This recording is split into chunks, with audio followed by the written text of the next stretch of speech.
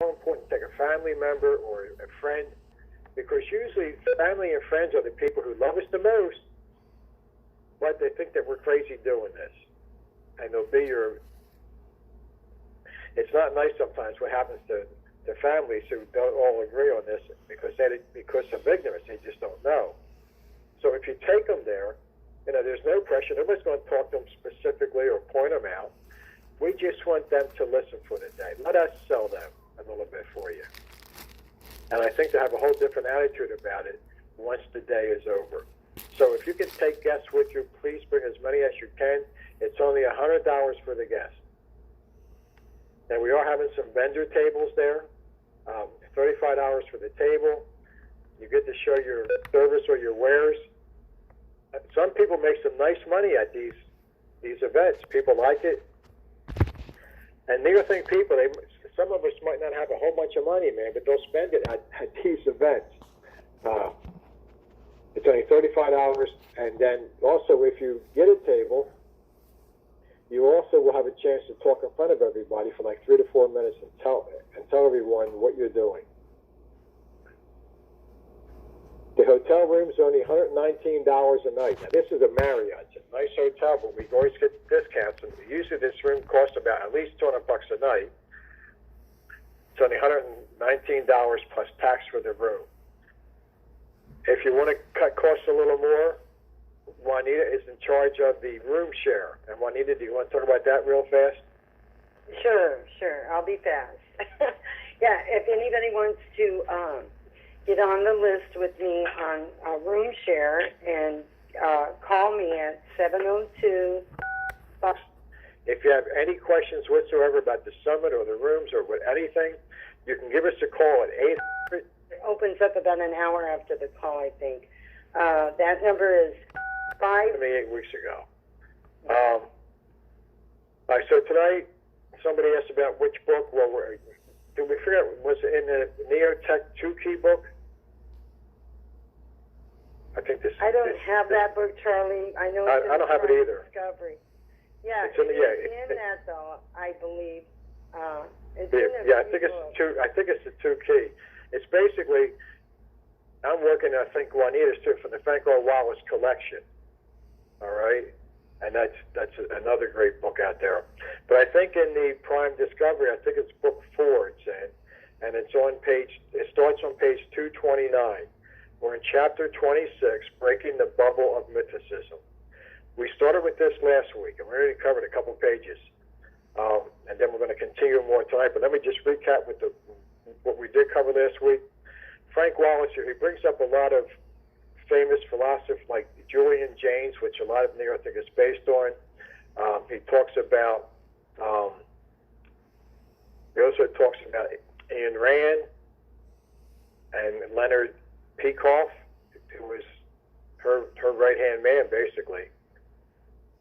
And he also talks about himself, the Neotech Discovery by Frank R. Wallace.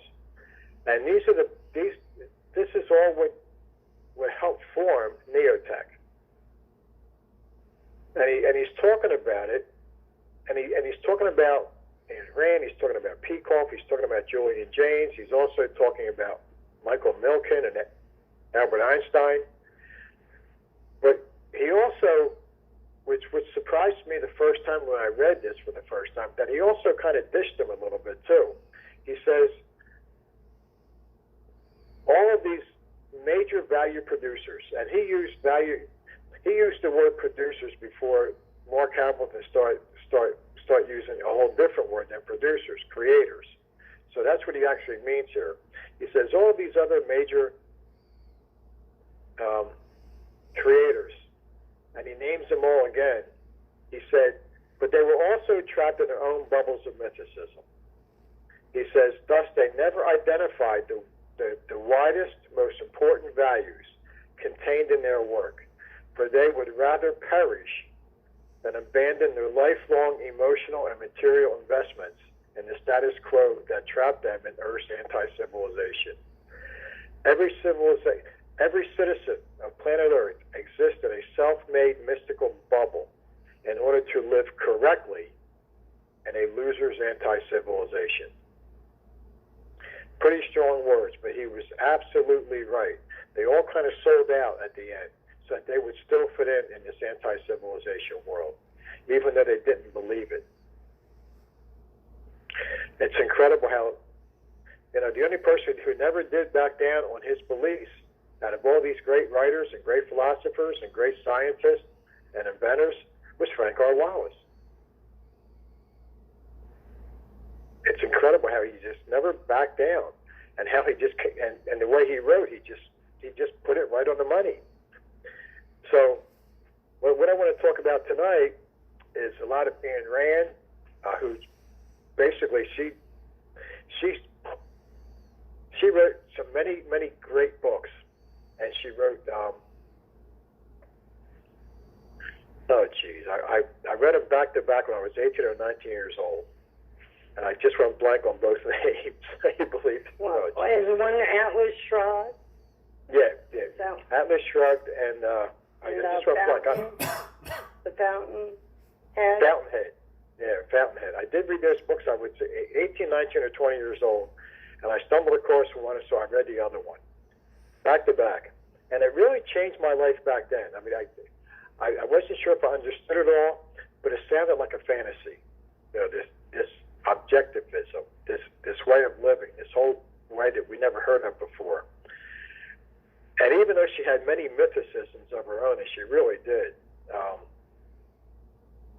but she just, she was attacked. I mean, she was attacked for a lot of different reasons, obviously for what she thought in her philosophy, but she was also attacked because she was a woman, and she was this very loudmouth Russian lady, and that was going against the grain back in those days. So she really had a hard time with everything, but her philosophy was just unbelievable. I just want to go over that real quick before we start anywhere else. We could talk about this all night long, but I got to find where'd it go? Oh, damn. I had it here, and now it's gone. Just give me a minute. Let me see if I can. No, here it is, right here, I think. Yeah, here it is. Okay. Objectivism holds that there is no greater moral goal than achieving happiness. But one cannot achieve happiness by wish or whim. Fundamentally, it requires rational respect for the facts of reality, including the facts about our human nature and needs. Happiness requires that one live by objective principles, including moral integrity and respect for the rights of others. Politically, objective fabricate laissez-faire capitalism. Under capitalism, a strict limited government protects each person's rights to live, liberty, and property, and forbids that anyone initiate force against anyone else. The heroes of objectivism are achievers who build businesses, invent technologies, and create art and ideas, depending on their own talents and on trade with other independent people to reach their goals. That's really putting it in a short version, but at least it gives you an idea of what she really believed in, which is a lot of what neothink is. Objectivism is optimistic, hoping that the universe is open to human achievement and happiness, and that each person has within him the ability to live a rich, fulfilling, independent life. This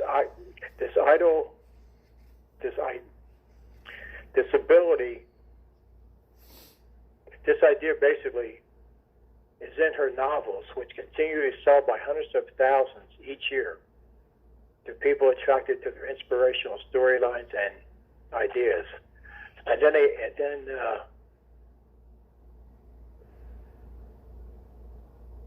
wait a minute. And then I just want to cover one more thing, and I can't find that. Damn. But anyway, it's a philosophy, it's a comprehensive system of ideas about human nature and the nature of the reality we live in. It is a guide for living because the issues it addresses are basic and persuasive, determining the course we take in life and how we treat other people. you can really get into it. I mean, I was really into her writings for a lot of years in my younger years, and I have, once in a while, I still go back and I read one of her books or one of her philosophies or something, and it really is amazing what she came up with. So that's just a little basis of why Mark Hamilton and Frank R. Wallace mention her quite often in these writings, because it's basically the same things that we believed in. She just had a different way of doing it, like we all do. So that lays for the rest of what we're going to talk about tonight. So I hope that helped. And I'm trying to find. I'll do that later. Okay.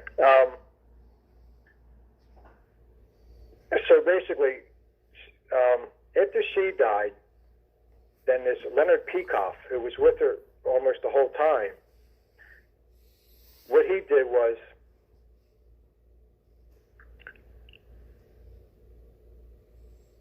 let me see, he came up with all of her ideas. They put them into 180,000 words, but he actually put them into 13 words. And this is what he stood by his whole life.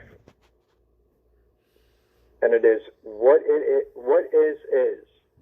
Perceive it, integrate it honestly, act on it, idolize it. Honesty is free will. That's what he bases this on. So those 13 words are the existence, basically. After 30 years of preparation and 6 years of writing and editing, he crafted her philosophy to 180,000 words.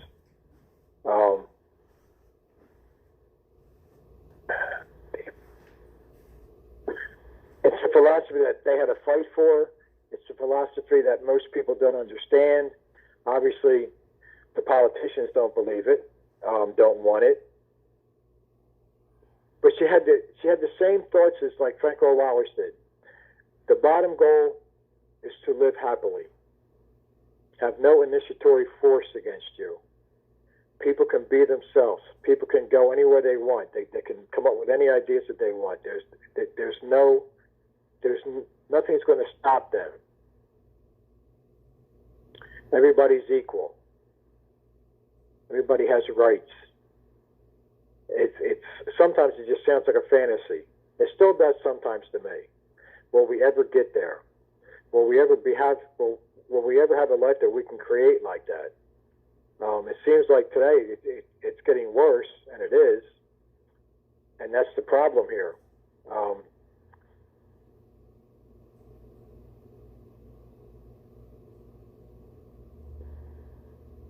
Everyone's comfort zone about realizations and livelihoods and socializing and lifestyles.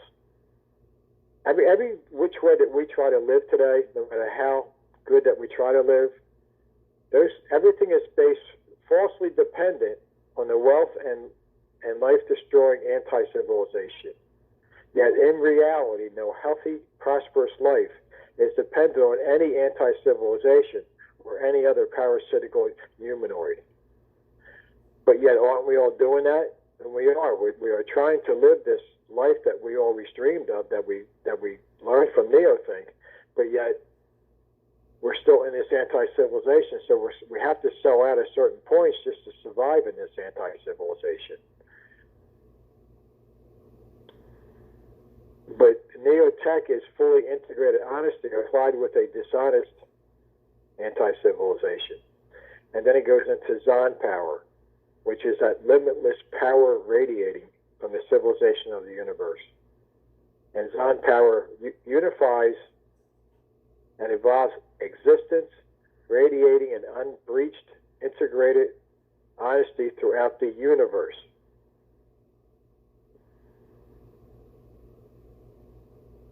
So that from the rising specter of uncompromised Zon power, even the discoverer and author of Neotech will also feel their bubble-protecting urges to shun the rise of Zon power. for they too will feel the threat of losing their stake in the anti-civilization if their protective bubbles of mythicism are broken. So we will all do that eventually if we haven't already. On stepping into the wider social dimensions found in the civilization of the universe, one can use Zon power to banish all connections with this anti-civilization. The only way that we can do that is use our Zon power to break away completely. But we do still wrap ourselves up with mythicism. We have bubbles of it. All right, we're like the Michelin Man. All right, we just walk around bumping into each other with these things.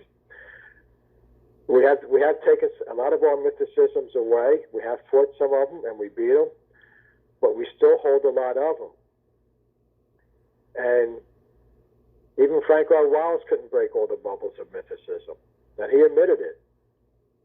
And I think he's probably the closest human being ever to break and have no mythicisms at all. You know, so it's incredible how they have brainwashed us so much to take away our natural right to be free. Take away that a man, a woman, can have a life that they always dreamed of, and that they're always supportive. And it doesn't matter what country you come from, or what age you are, or what color you are. None of that, all that goes away. All that silliness, all that ignorance just goes away. And I think one of these days, Juanita, I really want to take that song "Imagine" by John Lennon and really break it down. Because of that's to me, that's our neo-think national song or something. Because everything in there, that's what we want.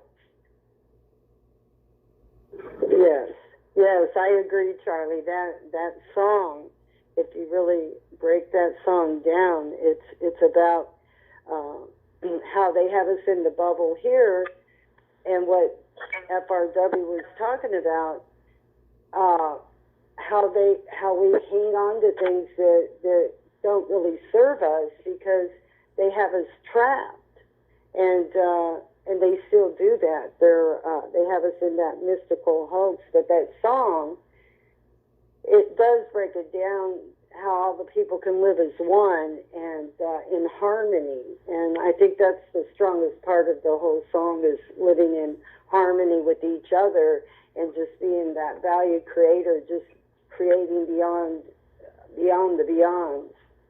So yes, that is a good song. I mean, it just fits to everything here that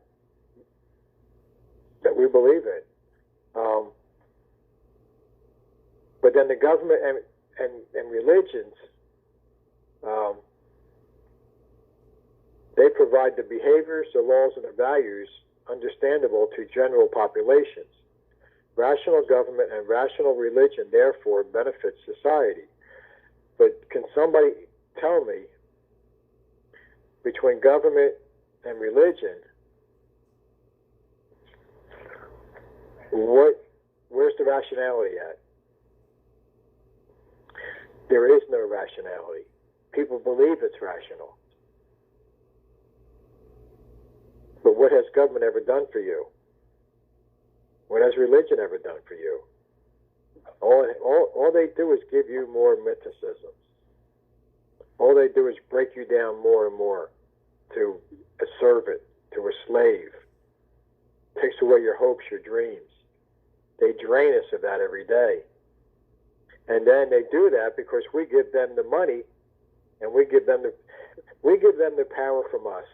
So we send them our taxes, and then they take our hard-earned money, and then they use that against us. I mean, it's the most obscene, destructive, chaotic, unbelievably insanity. And yet we accept it every day. Every day. And we believe our politicians, and we believe our church leaders. Oh, he's so wonderful. I mean, you know, every time I drive past a high school, either the same day if they're a politician or a saint, and I just want to lose my lunch. For these people have enslaved us our whole lives, and yet we honor them. It's just, we have holidays for them. We name streets and towns and states after them. We help them build their libraries. It's just really disgusting. But yet, it's wonderful. It's just wonderful. These people did so much for us. But they did nothing. We have to look behind the curtain here. We have to pull it off. It's just like the Wizard of Oz when she opens up the curtain. You know? That's what we must do. But we must open up that curtain on our own feelings. I started a group coaching session today. It's the first time I ever tried group coaching. And there was about 10 of us on the call today. And it was really enlightening to share some things with them that, you know, and I was telling them, I said, you have to, it's, you know, I congratulated them on hiring me as a coach. And how I mean that is, it takes a lot of courage for us to stand up and say, I need help.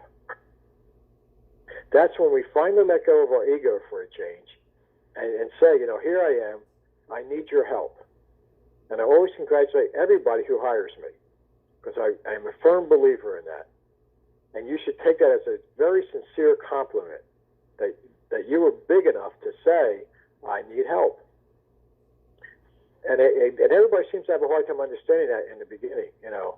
Like, well, it was no big deal. I just knew that I needed some. But it is a big deal. It's one of the biggest steps you ever make in life, is when you're open, because at that point in time, you're very teachable, because you're saying, I'm having a hard time here. I got to move forward, but I don't know how to do that. And we all were at that stage. I mean, I think everybody in the world, not just because I'm a life coach, but I think everybody in the world at some point in their life needs a life coach. No matter if you're rich, poor, it doesn't matter. But we always hit those stumbles, or we always hit those times where we are stuck, and we don't know how to get unstuck. So I was telling them about that, but I said, this is your chance now to unlock you, because I'm doing a vision statement with them. And I really think that's a key part in everybody's progress. And I break out six traits that everybody has, and then we go through questions about those 6 traits. Basically, they got to tell me what they want out of life. How are they going to make their life whole? And they have a lot of work to do this week. And then I'm going to write a vision statement based on what they tell me. And that's going to be an affirmation for them. So it's a really cool process to really, and I told them, I said, you're going to struggle with this at times, because you're going to have to honestly look inside yourself.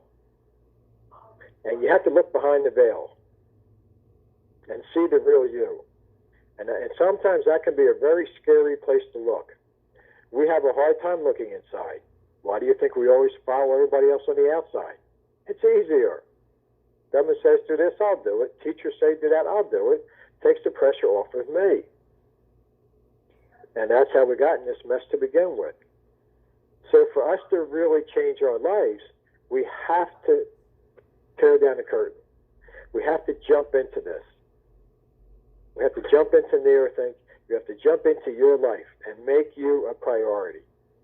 Give yourself permission to move forward. And be selfish. And you always come first. And that's going to make you a better everything else. That takes guts.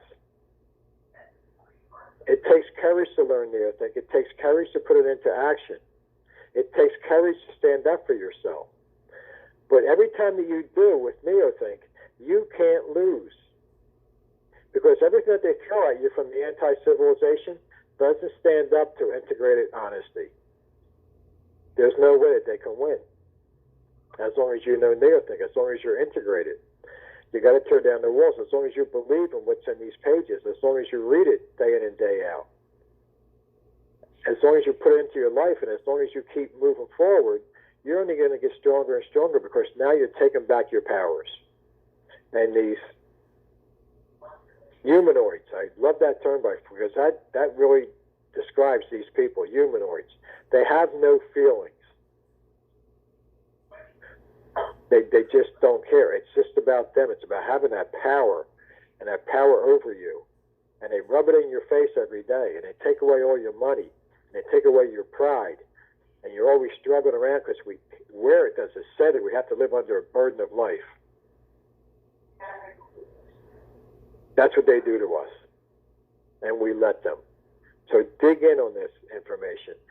Dig in Neothink and Neotech and dive in. It's another great reason why you should come to the summits. Another great reason why you should stay on these calls and read these books and do many days and all the things that we talk about. You can't lose. Everybody here can be a winner. Everybody here can be anything that you want to be.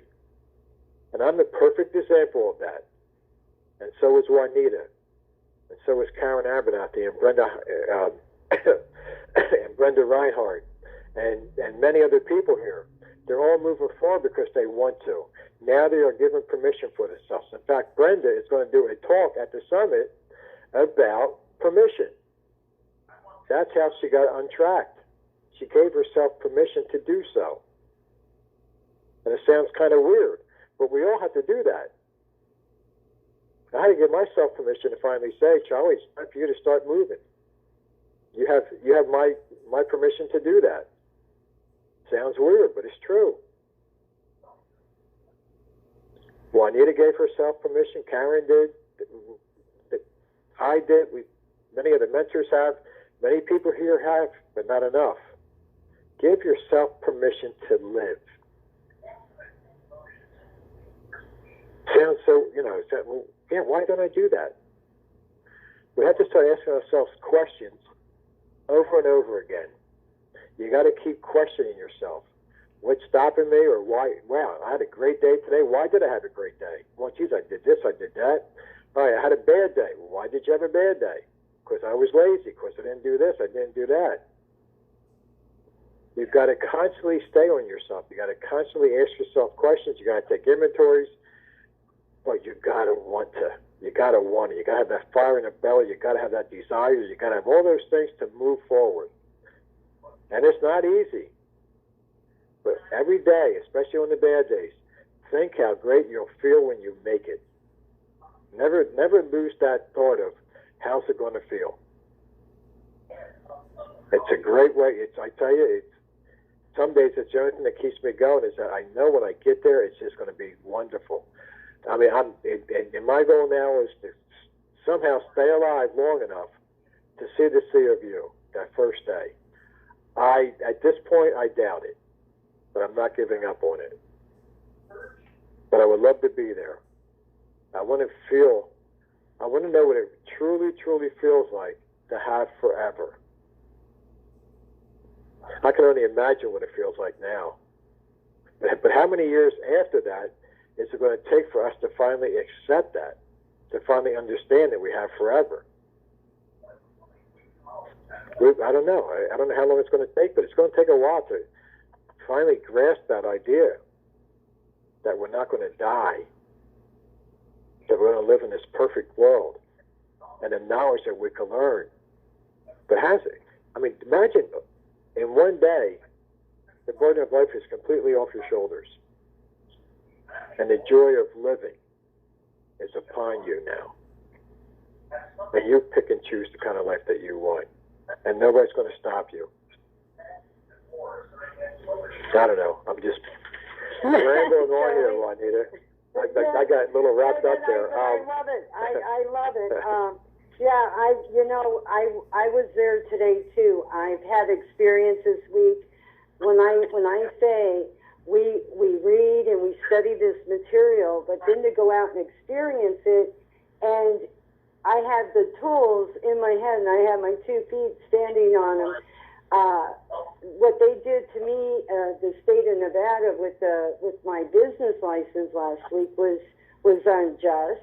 But they sent me I went down there 3 times, and yes, Charlie, they have the library right in their office. Okay, so they tried to have this external power over me.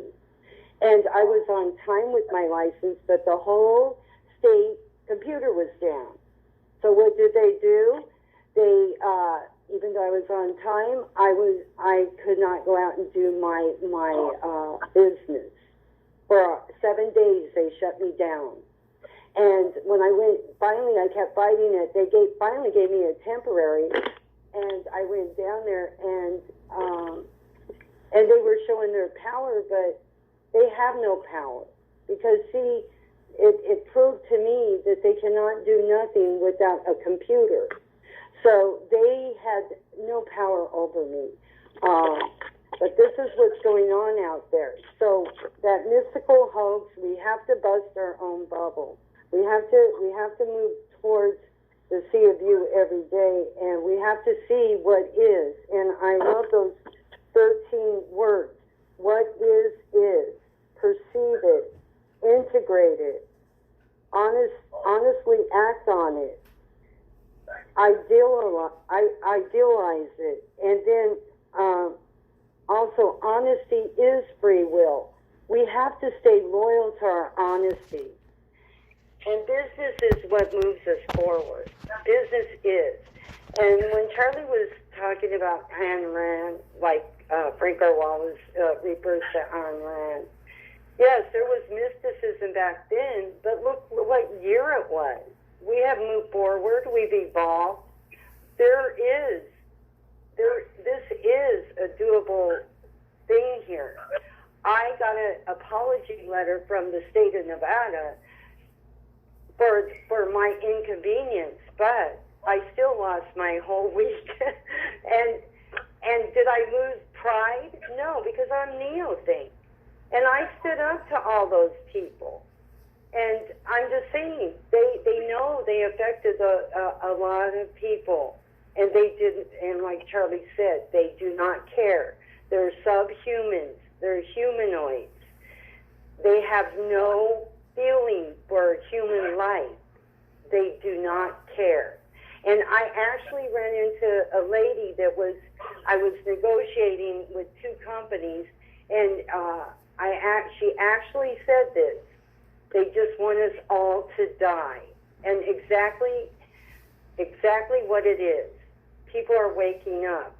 So we need to be loyal to our honesty, and we really need to embrace this literature, because we were called upon, because we have so much power, and especially our Zon power, right in our laps. We have this right in our laps. So to me, I just can't visualize anyone not studying their literature and not going out there and experiencing it, because it really does show our quiet power, our Zon power, and we can get rid of all these bubbles one by one, and when one shows up, we can pop that one out of the way. It's so simple if we're practicing it. And Charlie is I always tell Charlie I owe him $1 million for all, and that was the first thing he said to me. Juanita, give yourself permission. Those words are so powerful in itself, to give yourself permission to get out of that mystical hoax that you have to live like your neighbor, or you have to have all of this material stuff. In neo-think, it's about being, and then doing, taking action, and then having. And that's how we become who we are. But we cannot help the world out there until we help ourselves. We cannot help anyone. And not going to a summit or an event that you can lock arms and give hugs and be around your like-minded family. I can't see where anyone on this call is not coming to that event. And if I can do it 6 times over and be there, because it's so important that we move towards the sea of you. It's so important to be in the sea of you. I believe. Hello there. Who's that? Who's on? Charlie, are you still there? Yeah, I'm here. I don't know who's... Oh, okay. I don't know who's on the line with me. Okay. I mean, we have hands raised, which Oh, When somehow, I don't know, it's me, there's you, there's me. I don't know where that's coming from. That's okay. I just wanted to finish up here a minute with a couple of thoughts I had about this. So when we look at what Frank R. Wallace did when he went on his own and took the honesty oath, fully integrated honesty to know reality.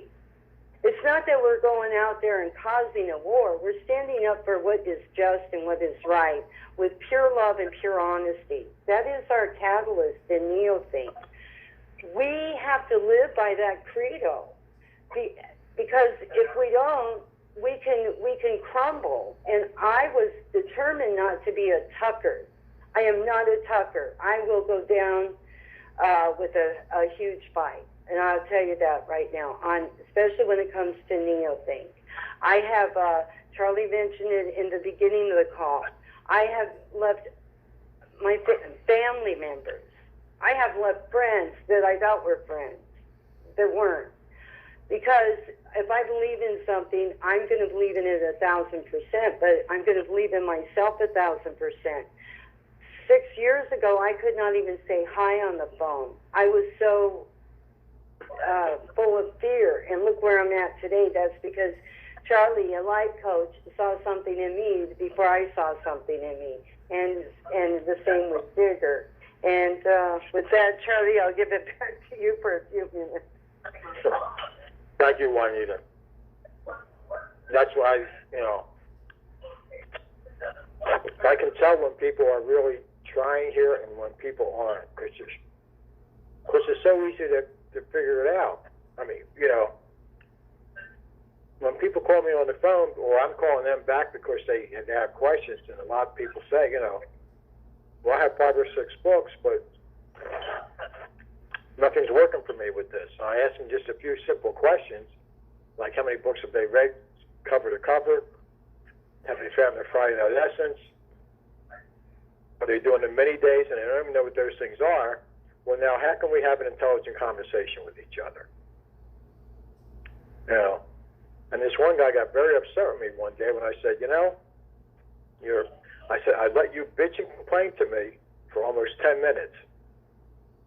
I said, now it's my turn. And then I asked him all those questions. I said, now you tell me logically and rationally how you're defending yourself by excuses, and you don't want to realize that that's so rational. You didn't put any effort into it. And so it's so easy to win arguments. It's so easy to debate because they have nothing to stand on. Government can be taken down so easily, it's ridiculous. But yet, we don't have enough people who believe that. Because if we had somebody who could run against these people, they wouldn't have a chance. You have to keep lying. Or keep promising. You can't beat rationality. You can't beat honesty. You can't beat common sense. You can't beat scientific facts. And that's all that we stand on. And they stand on nothing. Absolutely nothing. Nothing survives the anti-civilization, including the bastards who are killing us. Nothing survives here. It's a society of death. And that's exactly what it is. And there's nothing that we can do about it today. So what we have to do today is look behind our own curtain and figure out who we are. And take that and just drag. When you give yourself permission, when you finally say to yourself, I'm taking 100% responsibility for my life. And I remember the day I said that to myself. And it was in my 2nd year of reading the books, I believe. And when I said that, I was afraid to say it. But then once I said it, I still had the fear, but I felt this exhilaration. My first step into taking my life in my own hands. And it is scary, but I felt free. I felt this burden come off of me. And I just kept going for it, and just kept going for it. So it's incredible how that all works when you actually take it, you know. Anyway, it is getting late. Let me do the healing list.